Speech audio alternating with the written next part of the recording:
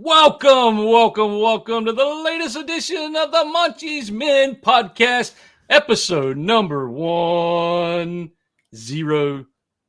fellas. 100th episode of the Monchi's Men podcast. Congratulations.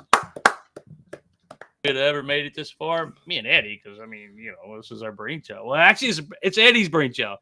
Eddie started this a long time ago. This is Eddie's brainchild. This is his baby.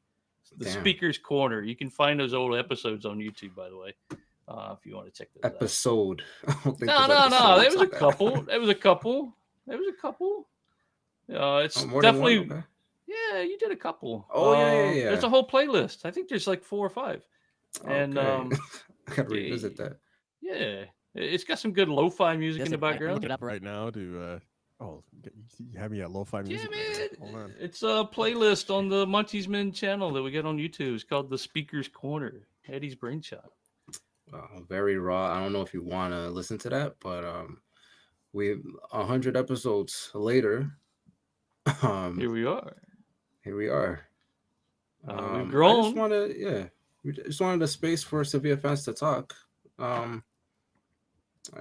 It wasn't too much. It's like we have many different fans from all over the world, and I mean, even if they're in the same city, many people have different opinions. So just to have that discourse on Sevilla FC, which is one of the most interesting football clubs right now, considering what this team keeps on doing, right? Yep. I'm sure we're gonna get into today in episode 100. But Steve, how were you feeling? If I could kick the ball over to you. Feeling about what?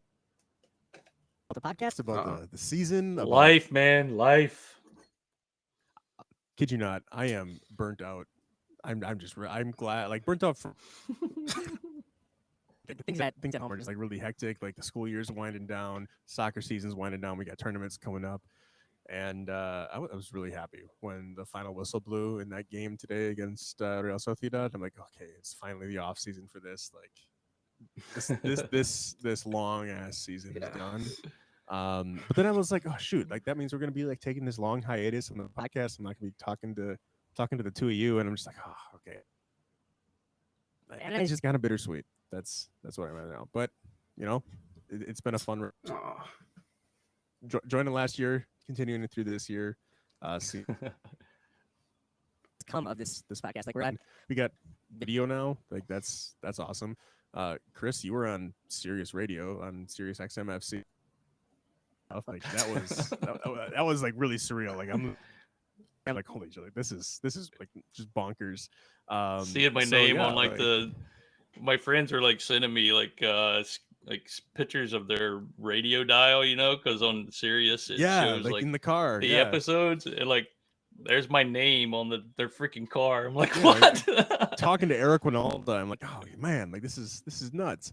So but yeah, like it's cool. Kind of talking to Eric Winalda. I think he was checking his phone most of the episode. Oh, was he? I don't know. I didn't see the video. He wasn't engaged. He wasn't so engaged in that one, but I don't know. He did ask some questions. It was a great experience. I mean, a great experience for our group. They kind of mislabeled, who we are. They still had me doing like that. They got it fixed. If you go back and listen to it again, they got it fixed. They say Monchi's Men. Okay, good. Yeah, they had me linked with the Sevilla podcast that I was working with there for a bit too. But but the good thing is they focus a lot on Monchi and asked how we created this little supporters group. So we put that on our last. I uploaded the audio of that recording to our podcast there. So if you guys haven't listened to that, you can. It's me and Eric Winalda, who is a U.S. men's national team legend. Held the goal scoring record until Landon Donovan broke it. Really good player back in the day. I don't remember too much about him. That was before I really got too hardcore into soccer, or football, as I corrected everybody there on the episode. And then the other guy is like a New York Red Bull or NYFC, one of those guys, announcers or something. I don't know. NYCFC announcer. Yeah, screw those guys. Whatever. But they're super friendly guys. I've got their contacts now, so I told them if they ever need anything Sevilla related, let us know because we'd love to continue growing this club, and that's what it's about. And speaking about like progress of this thing, like I was watching the pregame. You know how Sevilla does the pregame shows on YouTube, the live shows, and it's all in Spanish. Everything in there is in Spanish, and I'm like, damn, it would be freaking awesome if we could create something like that next year where we're doing like a pregame show, maybe a half hour before the game where we talk about the starting lineup, just to chat, and tell about what's coming up and what's happening. So I don't know if you guys are interested in anything like that or even a post game. Um, let me know. It's something that I think would be awesome. I kind of want to work with the team a little bit on that and see if we could actually partner with them. Um, I'm going to talk to Gomez and those guys this summer about creating more English content like that because I think we get the short end of the stick a lot of times because there's some really good stuff. I'm not sure that they give us a lot, but I think that's a good way to grow the club, and I'd be happy to host that thing or whatever needs to happen. I mean, even if it's something that we do the legwork on, as long as they're kind of spotlighting it and like pushing it out to them. Be enough from them, like just to kind of get a stamp of approval. Like that's exactly awesome. that's all I'd like is some notes that they want to share prior to the game, stuff that they're pushing, injury reports, anything like that they'd be willing to share. Which who knows, we don't have Lopetegui now anymore. Maybe we'll get something, but anyway, speaking of Lopetegui, this season, let's get into it. So this season started way back in August of last year. Surprise to everybody, Lopetegui stuck around. Lots of changes. Lopetegui was sacked October 5th, 2022. And our old friend Jorge Sampaoli was hired. One win out of 10 games, by the way, for Lopetegui. I saw that stat today. That amazing. People were like, why did you fire Lopetegui? Exactly. One win out of 10. Anyway, March 21st, 2023, Sampaoli gets the axe.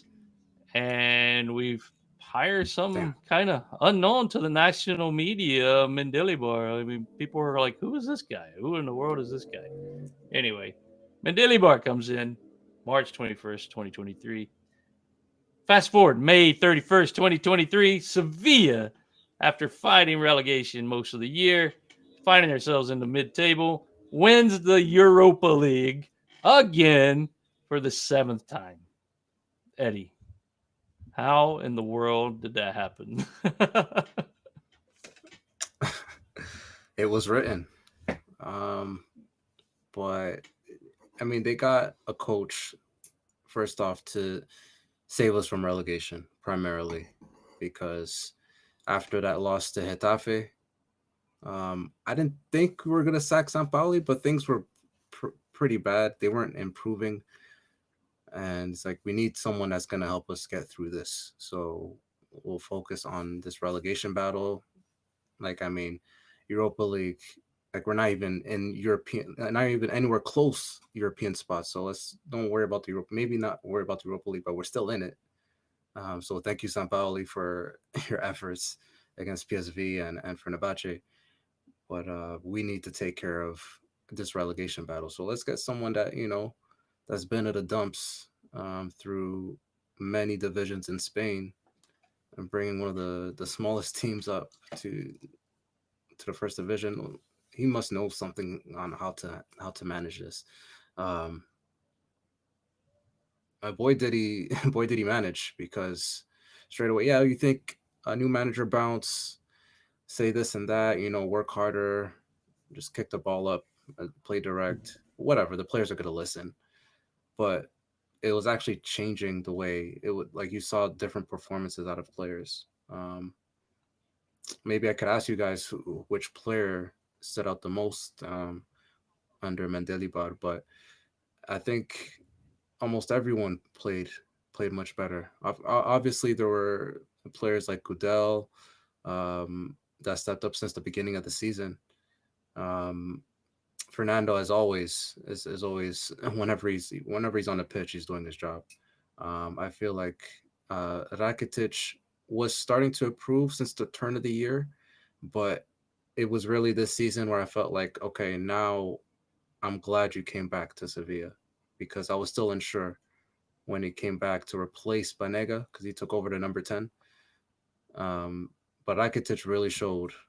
Um, he really showed his stuff this season. I think since January he's been really putting in some good performances, and I'm glad he was able to raise that Europa League trophy again with us. Um, that's a picture I was looking forward to see. Him and Navas lifting that picture because him and Navas and Banega got that chance. It's like maybe it's a bit selfish to think that way, but um, Rakitic, yeah, he you could tell he really loves the club. He says that Sevilla is his home. Um, so like we were only playing with three center mids because Jordan has been out for a long time. So it's just Rakitic, Fernando, and Gaye in the league. So Rakitic has been putting in some time in both competitions. Yeah. So for him to step up like that, I think it was huge. I mean, without a doubt, man. Like I was just saying, that's when he was eligible to play and not suspended for a red card. So that too. We were only playing with two in the center. Yeah. Yeah.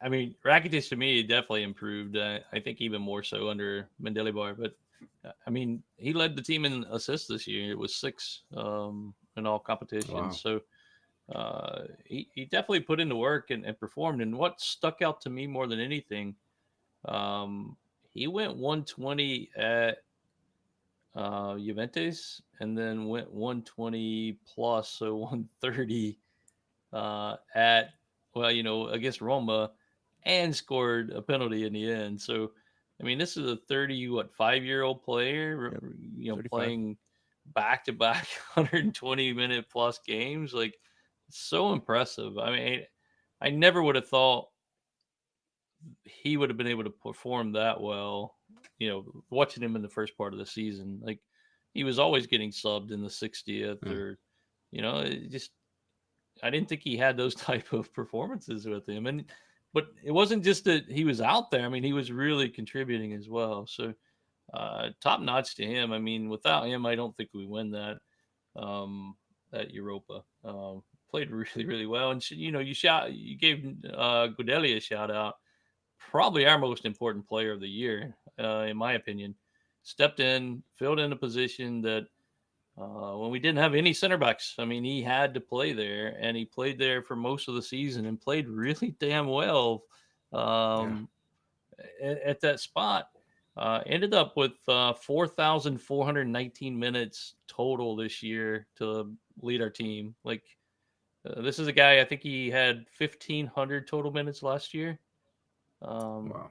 So 1,500 to 4,419 minutes. Like, so impressive, man. Yeah, I mean, it's so impressive. And then his performance against Roma was even more like touching, I think, because of the news he got, during that week with his unborn daughter not making it, unfortunately. So to have that on your nerve or on your mind, a brother that had a heart attack a month or so prior at Cordoba playing on the pitch, like, to go through all that and still put in the kind of work that he did, man, mad respect for that guy. Like, unbelievable. Yeah. I don't think I could have done that. And this shows his kind of mentality and commitment to the squad. So I hope they get him re-signed because I love that kind of player, that kind of, somebody that has that much heart, no matter what kind of the talent he has. And he scored 4 goals this year. And those are screamers too. I think they have they have to work something out because we have so many holes everywhere in the roster right go. Like, we lose the best player that we have that can fill multiple holes as needed. Like obviously I would love to have him play in his like defensive mid, like in the midfield, like where he's like that makes his money basically. But knowing that he can slot in really anywhere along the back and kind of hold that down in a crisis moment, that's huge. And I cannot see us going into next season without him, especially if we still have a lot of these holes that still need. So hypothetically, if we're able to sign Gay, and we've got Fernando still under contract, and we were able to re-sign Gudeli, Do you see Gudelli still playing center back?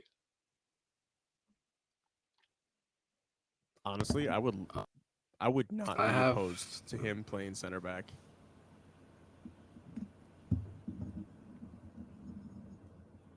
wherever he fits in. Eddie, I mean, I have him as maybe a fourth midfielder. Maybe put Fernando as the fifth midfielder. Just so we know we at least have an anchor there. But maybe see where Goudelli fits in the midfield if he's capable of playing there as opposed because I feel like we've seen better performances out of him at center back. Yeah. I mean, yeah, even before this season. Um, and we signed that Argentine player, right? Who's yeah, coming in the summer, Gattoni. yep. So I don't know what we're gonna do with Rekic because he's very injury prone. So I'm not sure if he stays. But we'll have Nyanzu most likely signing Bade. Apparently, it's done, being worked out. Apparently, Marcao and Nyanzu. I'm assuming we'll keep both, but this is Sevilla. You don't know what could happen in the summer. Um, but no matter what happens to those guys, to me, Goodell stays. Um, so, I He's a mean, rock there. incredible. Yeah, Yeah.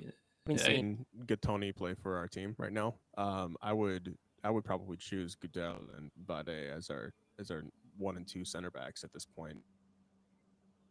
Next season with who we have on the roster and with what I mean, what, like who else are we going to slot in there? We got Nyanzu who is mistake prone, and we've got both like glass knees and like A healthy a healthy Marcal, I think, probably starts there. I Yes. mean, he's a quality player, and we've how seen much that confidence do you when have in he that though? was That's the thing. healthy. Like, like Yeah, but I mean, what do you do? Like the luxury there is you have guys that you could slot in if they're healthy, right? that's Like true. you can play Godelli at center back, you can play Godelli in the midfield. I think he's better at center back, and I would rather see him play there. But then also like playing him in midfield allow him to get forward, and we might see some more screamers from him. So Yeah. I don't know. He's a different player. I mean, it seems like he's just something switched this year, and he doesn't seem to be making those same type of mistakes that he was prior. And maybe that was because he was in the midfield touching the ball more. But I don't know. It's an interesting dynamic. The team's got a lot of holes, I guess, to fill. But to Eddie's point, like people that improved under Mandela, I mean, another guy that comes to mind, Suso. Good lord! I mean, that guy played his ass off during. I mean, that game against Roma. That really was. I think the Suso when he came on, kind of changed the game, right? Like I thought he was super impactful. I'm glad Mandela Bar made those changes when he did.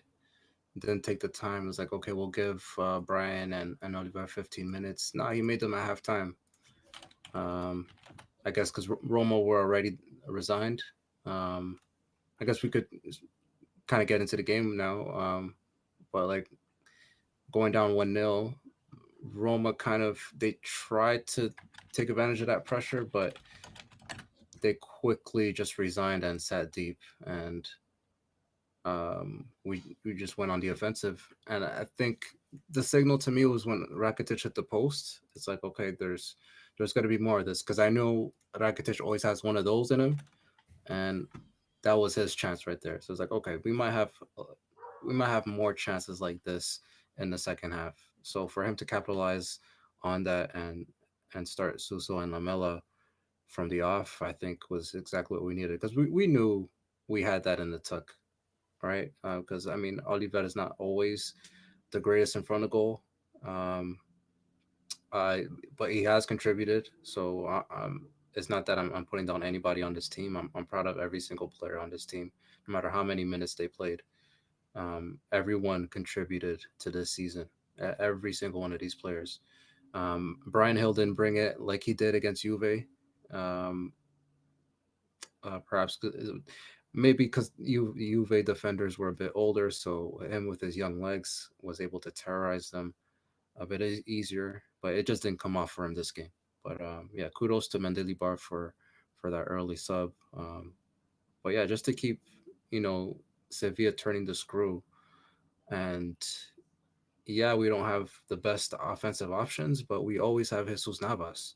So I don't know why people thought we were losing this final when Mourinho went 1-0 up.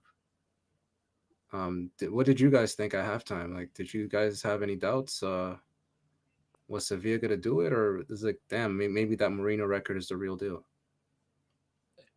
I don't think I was disappointed when we went down. Like, I mean, I was disappointed. I was really disappointed that there was not a foul called there. I thought it was a foul clearly, but La Liga, Yeah, that would have been a foul, maybe not international arrest, but I mean, he was pulled off the ball. It looked clear, but he didn't play the ball, so yeah, I thought. yeah. But with that said, I mean, I thought it was going to be tough, but I knew we were going to find a way. I just knew. I didn't know if we would end up winning. I knew we would equalize. I thought we could win, but I knew we would equalize, and we kind of did.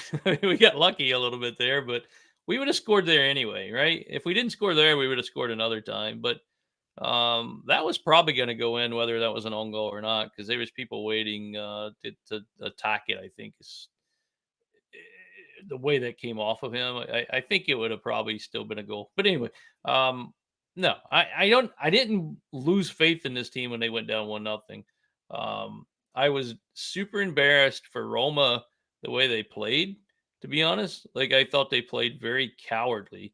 Um, Faking fouls and begging for fouls that just weren't there from the ref, and the ref did a great job. I thought. I thought he missed some things, but I mean, that's going to happen. I thought he handled this really well, even though that first goal was not a goal. I thought the Fernando handball was spot on, right? Like, I thought he was trying to move his arm back and protect it. If you don't look at the stupid still shot and look at the actual video, it looked like he was trying to get out of the way of it. So I thought they got that right. I thought they got the Campos penalty right. I thought they did okay. Like, he got the ball, but then somebody made a comment later that yeah, he got the ball, but he also took down the man afterwards, and he didn't get a lot of the ball. So Campos might have been able to run on it and still get it and score. But all we're gonna hear is Taylor and that stupid handball that wasn't. What else are they got to complain about? It was them laying on the ground all the time, crying and faking and bitching about stuff that wasn't there. Like, play football and you might have scored again. Like, you just stop playing. And I mean, they had what? That chance, the Balotelli chance, and Belotti. Belotti, sorry. Yeah. Belotti chance. And then the headed effort from Smalling, yeah, at the crossbar. but Yeah, right at the end, right? yeah, like, but that was it. Like, that's really the only time they really gave us any trouble. So I don't know. At the end of the game, hit your penalties. Stop pitching. Sorry. Yeah, and there's been a lot of here about the missed handball, and for whatever reason, it seems like there's been a lot of drama around the fact that they didn't. Like, they called the penalty for Ocampos and then went back and changed it. And it's like, oh, you shouldn't have called it in the first place, yada yada. I'm like, well, you got it right the second time. Like who cares? Like, what happens? Like, the end result was the same. Honestly, I think the ironic part is that the part that they should probably be complaining about the most is when Goodell kicked that guy in the head in the penalty box in the first half. Do you remember that? When it went to VAR. I remember. Yeah, I remember him. Yeah. Hitting the ball. Yeah, he hit the ball. Followed through. Yeah, but the guy, that was Abraham, and he brought his head down towards his foot. No, that was of those three instances that went to VAR. I think that one there was the one that was most likely to be a penalty. And the fact that nobody's complaining about that is just like, really, you're complaining about the ones that are most visible, maybe have the stills that you can manipulate in your favor the most. But that one there, like, in real time, I'm like, yeah, like I 100% thought that was going to be a penalty. I thought the Fernando was going to get given just because we've seen that so many times in the Yeah. past, and it would just have been our kind of luck. But I mean, I swear, I looking at it real time, I thought he was moving away from the ball. But who knows? I mean, they make up rules on that all the time. They change them. They never get it right. So I don't know what's a penalty on a handball anymore. Me neither. I honestly, I think referees try to do this in finals more. Not that anybody said this, but like maybe avoid giving red cards or like game defining decisions, like a penalty when the game is up in a balance like that. So I don't know. Maybe that was on his mind as well. It's like we're not going to give that penalty because I thought it would have That's been a penalty as well because like the it hit his arm, right? Yeah, It yeah. did hit his arm, so it's like for some people it's like that's an automatic penalty, right? It's like 1 + 1 = 2, But but even I don't know. so, I just want to take a minute to say, can we stop being childs here? Like, there's no sense in going to attack a guy at the airport with his young daughter, his wife. Like, what the hell are people doing? This is a game. Like, it's not your Yeah, end of your life here.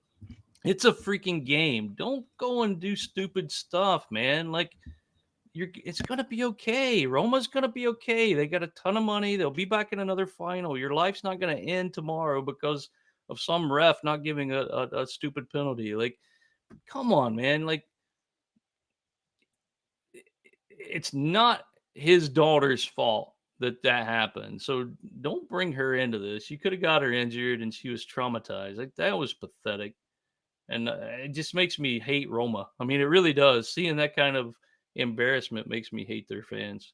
I don't know. I know one Roma fan seems like a good dude. I don't know, but I mean, he even sent me the still shot on the screen, on a text message, and I'm like, okay, like, what do you want me to do?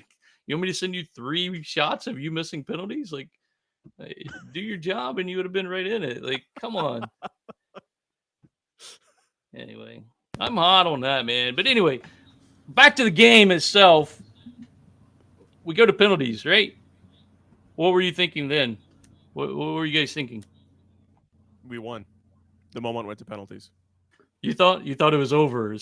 Knowing who we have in goal and the last 24 months that this goalkeeper has had for us and for his I mean he's pretty much single-handedly eliminated Spain from the World Cup in the exact same manner that we advanced or on in this final here.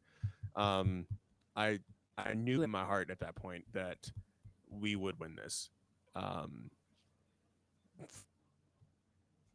or the 13 minutes of second half extra time stoppage time was a nail biter. jeez. I thought that for sure we would let one sneak through there. That was hectic.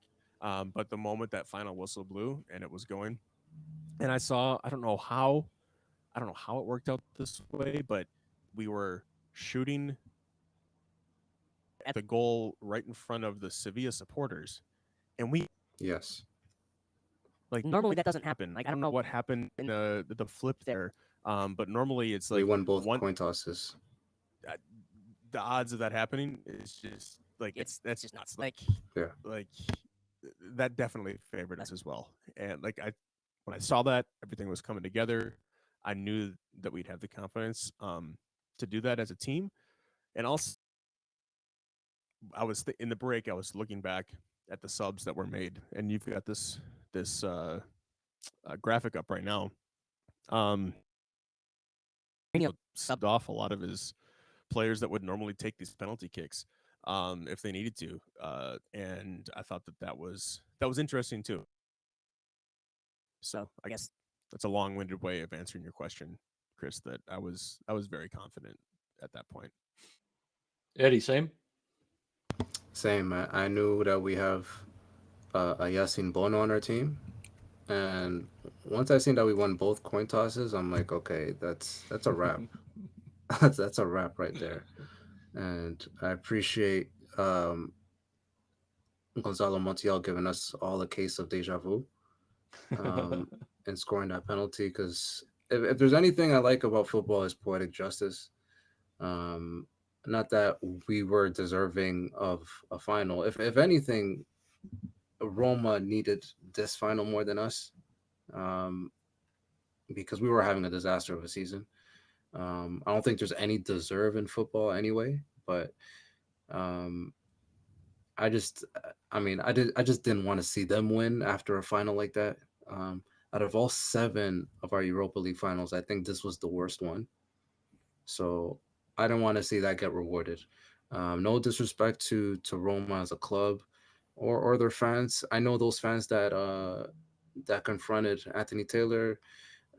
That's not a representation of all Roma fans, because there's obviously some brilliant Roma fans, just like there's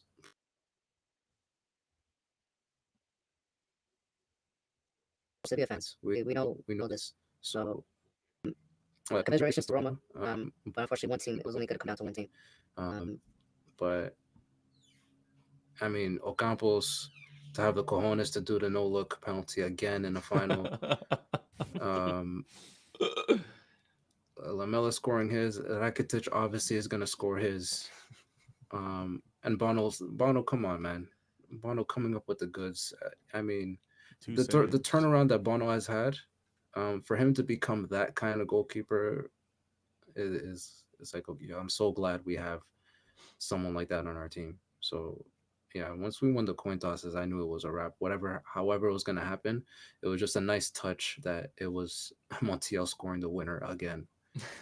It was kind of just, I don't know. Somebody was saying Sevilla needs to be a movie, especially this season. Like, it should be a movie. Like, but for that to happen for Montiel is just amazing. And 3 Argentines getting 3 of the 4 kicks in. Like Rakitic being the oddball out there from taking the penalties, but just kind of wraps up that season. World Cup and then here as well. But um, it's rare to see a grown man cry, and I saw a grown man cry after that game with the folks that I was watching with. It wasn't me. I was not crying, but football's so full of emotions, and I think we all felt like different emotions throughout that 130 minutes of gameplay plus penalties. It was just I was checking my heart monitor thing on my phone just to see like what my heart rate was at certain times, and I was peaking at like 150 at times just because we were jumping up and around like crazy madmen. And I said earlier it's just a game, but I mean it is just a game, but god damn it's fun, right? Like, man, it can be just exciting as it can be. Speaking of Bono, man, the save from the Belotti shot, right? Like, um, wow. You remember the one I'm talking about with the fingertip? Like, yep. Wow. Like, I thought it went wide. I didn't think he got a touch, and then I saw the replay, and I was like, "Oh my god!" Like, he saved that. Just a sliver. Yep. Just a pinky, but it was enough. Wow, just amazing. I mean, the whole game there was just so much fun. It's great to be able to watch it with folks. How did you guys get to watch it? I just watched it with like most fun, yeah. Like, Eddie, we got to stop doing this. We both wait for the other person to talk. I'm being a terrible leader of questioning here. Sorry. Go ahead, Eddie. I answered first last time. Just real brief. Most most finals, I watch it from my comfortable abode, and I came in like kind of late, like maybe 15-20 minutes in, just because I was coming in from work.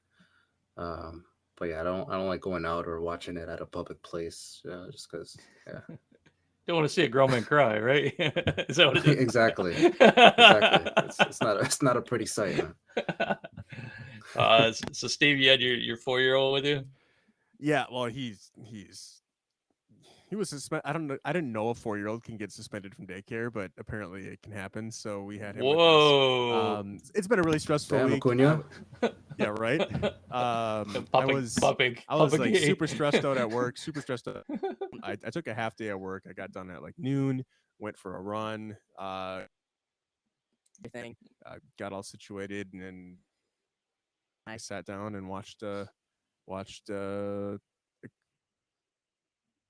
cried a couple of times because I was just like screaming and stuff, and it kind of startled them. But yeah, high fives all around, and then threw him in the car, and like Montiel's second kick, I guess, went in, and I turned the TV off immediately. Didn't get to like decompress or anything because I had to go get my daughter from school into soccer practice in like 20 minutes to coach her soccer team that evening. So there was like no downtime. I had no time to like process anything. And then you get home and it's like it's dinner and it's bedtime and it's like and then by then it's like 9 o'clock. I'm like, oh my god, like we won this damn final. Like this is amazing. Like it was so weird. It was so strange. The guys I was watching with Ryan Moore that's been on the podcast and Manuel who's been on the podcast, and then a couple of Manuel's friends who are I think Barcelona fans, but we're all decked out in Sevilla gear this match. But we were all watching together, and Manuel's wife and two cute as hell daughters dressed in their Sevilla gear all watched together, and jumping up and down like crazy. And then after the game, we're all like, okay, where are we going? We got to go celebrate. And then Ryan gets like a text from his wife, and it's like, yeah, we got to do something with the kids. And then I'm like, well, okay. and Manuel's like, oh, we got to do, the parenting thing kicks in, and you're like, okay, we'll celebrate later. But anyway, awesome experience. I mean, it never gets old, right? Like this is our seventh Europa League. No, you can't even bring into words like how that happens, or it's unfathomable. Whatever that word. Anyway, but it never gets old, and I think with the tribulations that we had this season, like it makes it even that more special. Just as kind of a reward of suffering for and no offense to all you other fans out there. I think me, Eddie, and Steve suffer more because we had to come on this podcast and say the same crap over and over again during the Lopetegui and Sampaoli era. We had to apologize. Yeah. Oh, geez. Yeah. So anyway, it was a great kind of moment of relief and celebration, and then seeing like all the Instagram and Twitter posts and the celebration the next day with Mendelebar doing his little flips on the stage, and just unbelievable scenes, and just to see kind of that relief off of these players' shoulders of, oh man, we accomplished something even in a season where we were down. And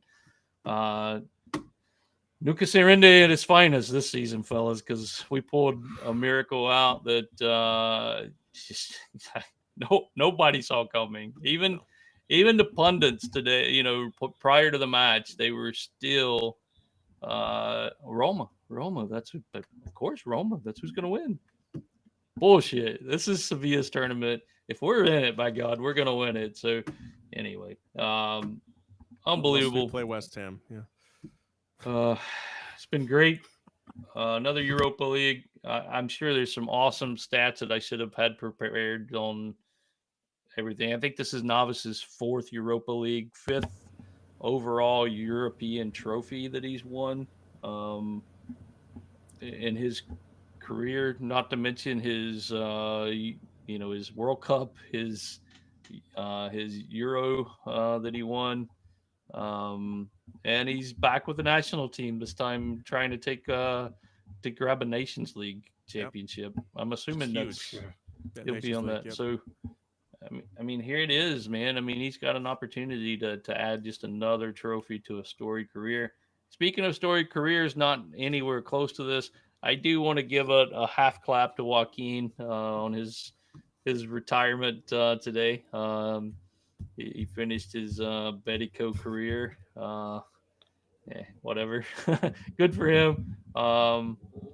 His trophy cabinet's not nearly as nice as his Novices by a long shot. But anyway, congratulations to that guy. I mean, it's a rivalry, but I mean, he was important for that team and for the city of Sevilla. So congratulations on your career. I'm sure we're going to be seeing a lot more of him as the days go on. I'm sure he's going to get a job immediately in media or something, but or a comedy tour. But yeah. What else? Anything else you guys want to talk about? I mean, we did have a game today. We don't really need to talk about it. It didn't really affect anything. Quick congratulations. Andalusia teams going to have a total of 5 teams in La Liga next year, top flight. Almeria, I'm sure I butchered that. Sorry. Stayed up. Cadiz stayed up. Granada's moving up. Betis, Sevilla, all in the top flight. By far the most. Well, I won't say by far the most of any province in Spain. Andalusia has got the representation. Good God. This year they were tied with the Madrid province. I think next year will be it's number 1. I think they have the most representation. So really cool to see. Andalusian teams are top there. Steve, you actually answered the question I asked when the last time that was. I don't remember what you told me, but it was 2014, 2015, so 9 years or so. You remember the teams? Not Betis. That's the important part, Betis wasn't there. You're right. Wow. Let me go ahead. I can pull it up here really quick. I thought it was gonna be the same ones, but nope. Nope, that was the year that Betis was relegated and was playing. Yeah. I mean, if you count Segunda trophies, maybe Joaquin's cabinet's damn, man. Close.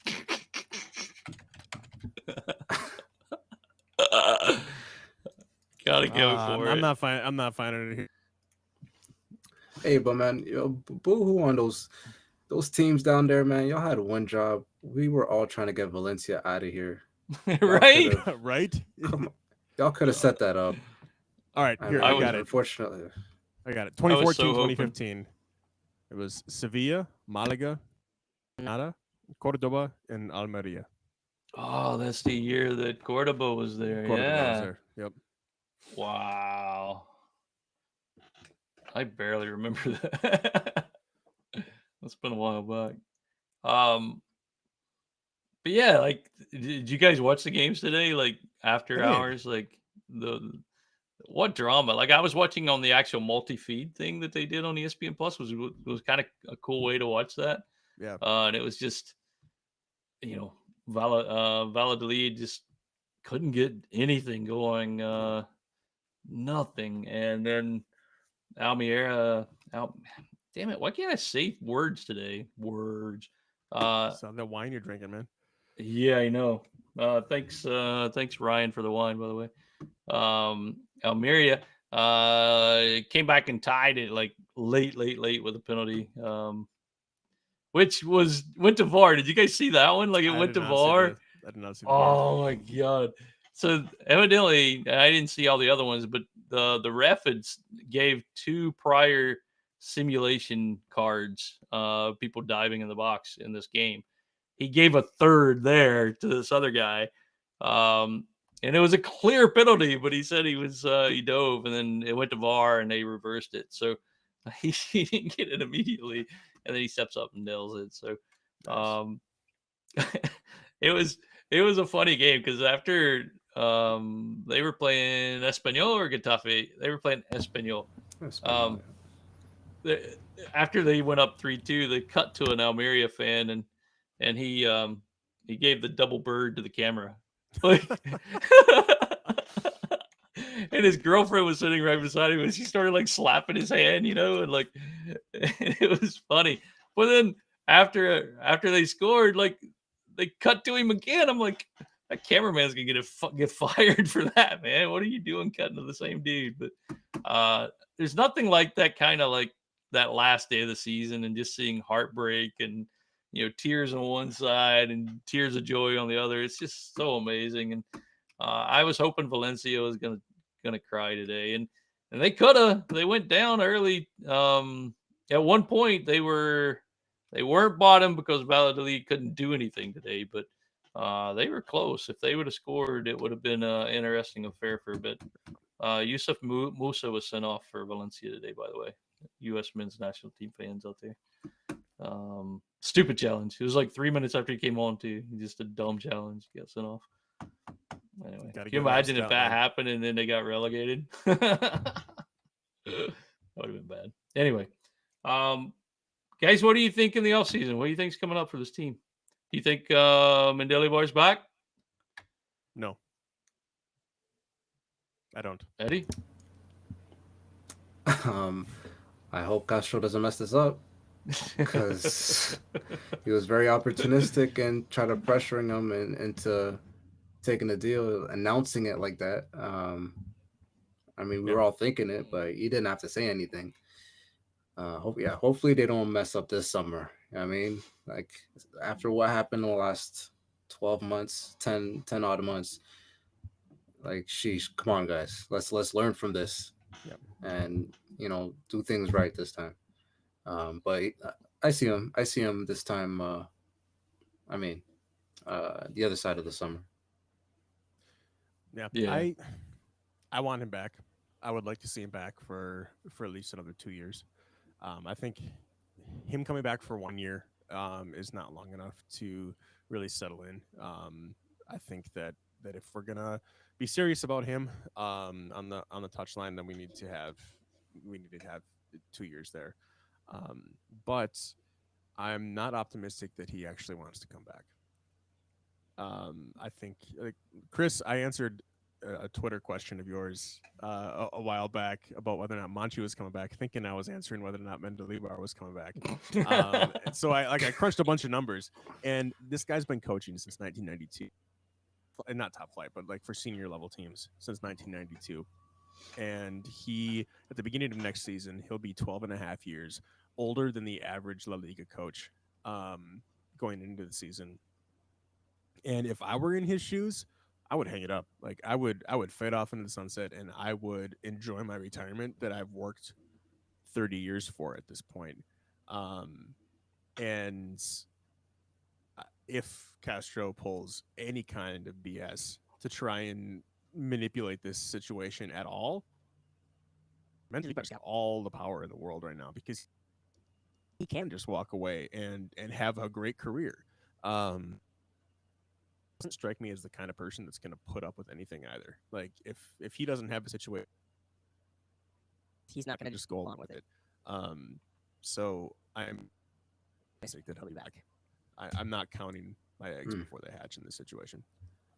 It's a good point, and it's kind of makes it more valid when you figure out what was posted on Twitter today. Like somebody went back in history and found like an interview he did like 3 or 4 years ago. I don't remember exactly what the date was on it, but he said, the one thing that he wished he had from the career was a championship in the top flight of some sort, and he's got it. So bucket list is kind of complete as far as his football career is concerned, but he's never coached in the Champions League, which, I mean, if you're competitive, if you're a competitive manager and you want to see where you compete against the very best, that's your opportunity, right? So I could see him coming back for that chance. And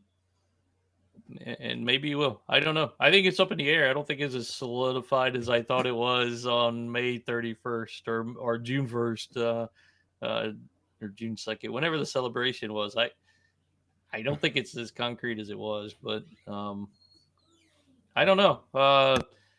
To be determined, I guess. I was even like the way Monchi came out of the celebration and was like chatting, like I was just expecting him to say, "All right, guys, I'm done." But I was like, "Okay, that can't be the time you would announce that." But I hope Monchi's not done. I think if anything, they need to give Monchi the keys right now.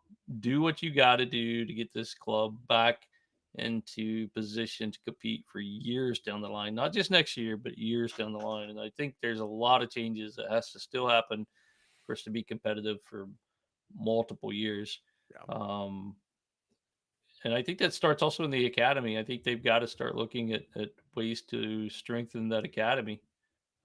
Whatever that is, I have no idea how. I mean, facilities, I don't think that's the answer. I mean, it might be, but I don't think facilities. I mean, I've been to that facility. They have great facilities over there, and they're wanting to invest more. I don't think that's the reason, but maybe it is. I don't know. I think a lot of the facilities investment too is from the women's side as well, with the growth of the women's game in Spain. So that I think that might factor into it a lot as well. Maybe. That ain't what they were kind of touting, but I mean, they were talking about like a hotel kind of complex on site for like foreign kids, I guess that needed a place to stay and still play in the academy. I don't know. There's a lot of stuff on the table, and but that's neither here nor now. Now I think there's a lot of things they need to do. I think Gudelli's key to this. I think we need him back just for leadership. It'd be interesting to see what Navas does. Rakitic even too. I mean, what else is there for these guys? More hamstring pulls. Like, I mean, what else has Navas got to accomplish at this point? And he's got another year on his contract, but I don't know, man. To Steve's credit there, like what else is there? Like right off in the sunset. But I mean, don't get me wrong. Like I think that Rakitic and I think that Mendelibar can all at the level that they need to be successful in this league still. I don't think that just because they're getting old for their relative positions, or maybe not getting old for their relative positions, or respective positions rather, that's for some reason like we need to move on from them immediately. Like I'm not trying to make that argument. I'm just saying if I were in their shoes, I'd think long and hard about this because hang it up, and I couldn't fault them for that. Yeah, I get it. We'll see what happens. The Rayo manager came out and said that he had no agreement with Monchi. He didn't know where that statement came from. So that could just be him like downplaying the issue, but he did make that statement at least. So that's out there. I don't know. It's going to be a fun off season. I think we're going to be chatting more than we did in prior off seasons, and I just hope they give Monty the keys to the castle and say go for it, because I think him and his team can make it happen. But if he gets any crap from the front office about budgets, and I don't want to spend that or anything like that, and then we got some issues. But Castro's, man, he gets flack. A lot of people were want Castro out, but I mean, this is his fifth Europa League since he took over for Del Nido, and that's an impressive record, right? I don't know how you can argue against that. Even in a down season, they figured it out, and he's got to get some credit for that. Yeah, the entire situation is just really complex. Like I understand any of it really. It's so out there. Yeah. It's a movie. It could be a movie. It really could. Just the actual boardroom drama itself it's a Ted Lasso episode. Anyway, hey, before we get off, guys, I wanted to kind of just talk a little bit about Monty's Men in the forum and kind of what we did this year. So we got 43 new users this year. Folks that signed up for the account, for an account on Monty's Men. Doesn't sound like a lot, but guys, remember this is Sevilla FC fans that only speak English pretty much coming onto this forum. So we're a small sliver of the greater good there. 28 of those, which just kind of surprised me, 28 of those actually made some sort of post, which that's pretty good. That's over 50%. And it's, it can be intimidating to go to a new place and make posts. So thank you guys for signing up and joining the forum, and feel free to post more often. We love conversations from everybody. And anyway, 11,200 total posts this year. Pretty good. Anyway, that's insane. I just wanted to throw those stats out. I thought it was kind of cool. Anyway, that's just a few numbers that I pulled before the show. But Jeez, anything else? Did I miss anything?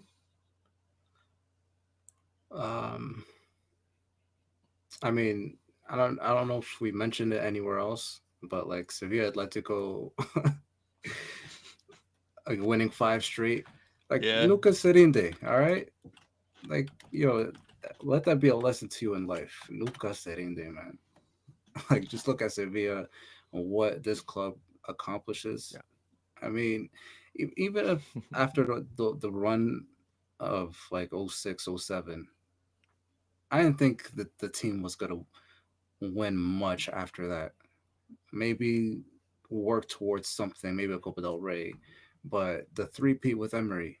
I mean, sorry, the Copa in 2010, the three-peat with Emery, um, making it to Champions League regularly, um, 2020, now 2023.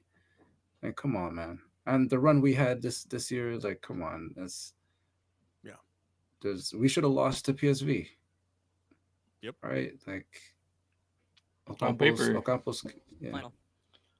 And our captain was named MVP. Ocampos came back from his yes. Yes. Yep. I mean, if there's a poster child for the Europa League or for that trophy, that's it. It's Jesus Navas. Yeah. Emphasis on poster child because he still looks like a child, man. Sure does. Yeah. I'm glad you brought that up because it did slip my mind. He did win player of the season for Europa League. Yep. MVP of the They season. announced that today. And then Rakitic, Acuna, Bono, Navas, That's it. all made team of the season for the Europa League. So congratulations, those guys. Enjoy their off season, man. Like, get healthy. Marcal, get your stuff together, man. We need you next year. I know he wants to play. He's itching to play, but gotta get healthy, man. Yeah. He came in the. It's amazing. Marcal came in the final, didn't he? Yeah. Yeah. He made like a cameo. Navas. He came in for Jesus now. Oh, it was like almost 20 minutes once you had the stoppage time there towards the end of this.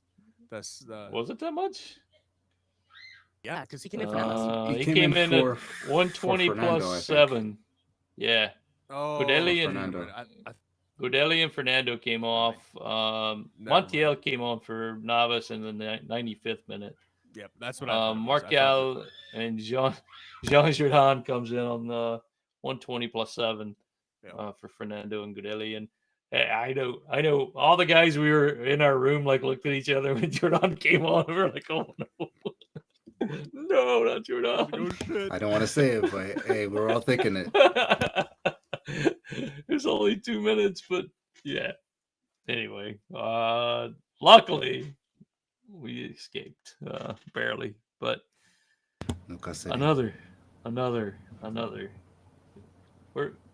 We're basically a DJ Khalid, and another one. I'm hip. I'm still hip. Anyway, this shouldn't, like, 7 times. Like, we're extremely spoiled by this club, man. It's yeah. Like, what? Like, never losing. Never losing in a final. Except when we're hosting it in the final in our stadium. But that still didn't mess up the record of like beyond the quarterfinal run. Yeah. So just incredible. So we got Champions League coming up. Do you guys care who we play in the Supercopa? I think it'd be really cool to play like a group stage. How often does that happen, right?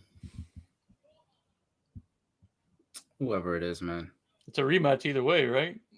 It's rematch of a final or okay.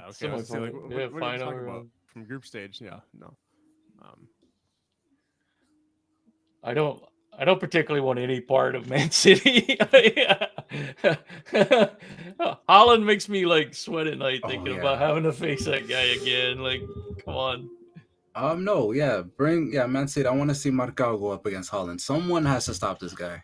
All right, like Kunde and Diego Carlos couldn't do it. No. They had to pass the baton to Marcao. Marcao could get it done. I believe in Marcao. He has that presence, man. He knows. First game of the year, so no game time on his legs to have him be hurt. So that'll be prime opportunity for him. Hopefully, well, yeah. Let's hope. He's got a few preseason before that, I'm sure.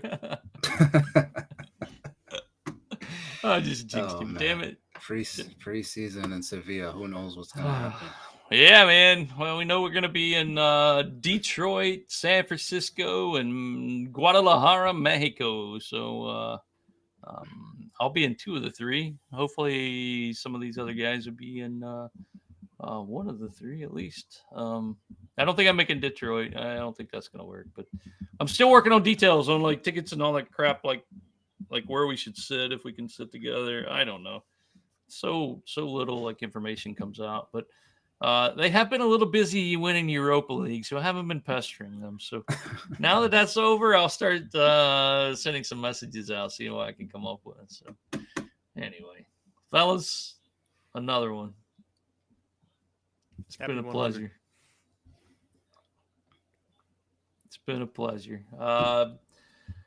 Congratulations to everybody involved, all the guys on the Monchi's Men Forum for sticking with us all the year long, for listening to us ramble on about Sevilla, even when we were losing like crazy with Lopetegui and Sampaoli, and then coming back here and celebrating another title and trophy. And we appreciate everybody listening. It really does mean a lot when you actually tune in. I mean, it's a special group of guys. I said this on the Sirius XM because they were like, why in the world does somebody not speak Spanish love this team? And how can you not love this team? I don't understand it. I don't know how any neutral out there watching that game on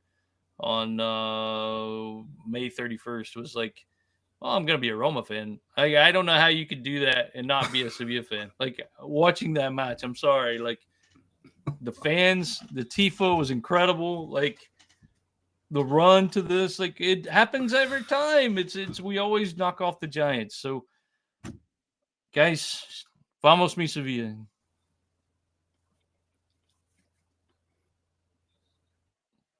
Vamos, campeón. Y nunca seré.